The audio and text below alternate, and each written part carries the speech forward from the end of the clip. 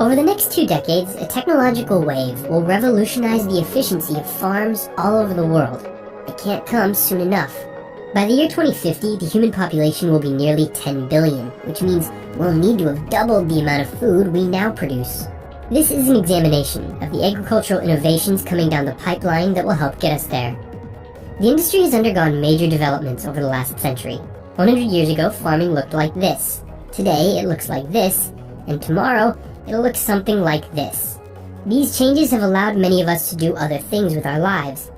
In 1900, about 11 million agricultural workers produced the food for 76 million people. Today, just 6.5 million workers feed 321.4 million Americans. 2 factors were most responsible for this surge in productivity: engines and the widespread availability of electricity.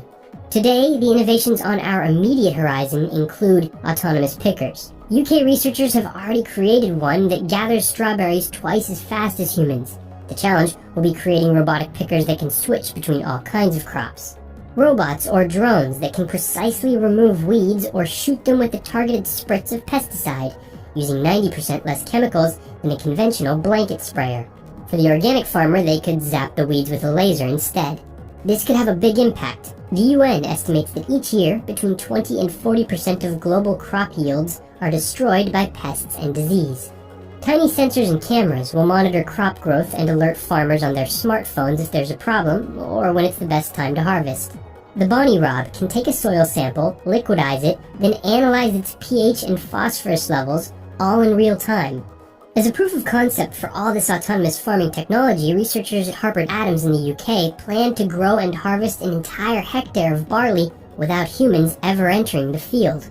Companies like AgRobotics have already commercialized software that analyzes drone-captured infrared images to spot unhealthy vegetation.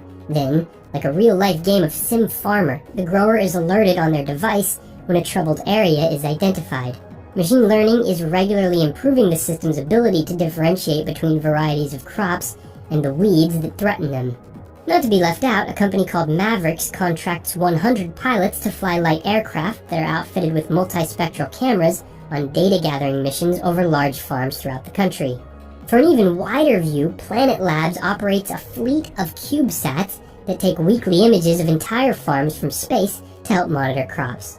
Other companies are creating analytics software to act as farm management systems, allowing growers of all sizes to deal with this new tsunami of data. And the Farmers Business Network combines data from many farms into one giant pool to give its members the power of macro-level insights that have traditionally only been available to corporate mega-farms. Vertical farms are essentially warehouses with stacks of hydroponic systems to grow leafy greens. They're sprouting up in cities all over the world where fresh produce and land is scarce. The key obstacle here is the cost of energy.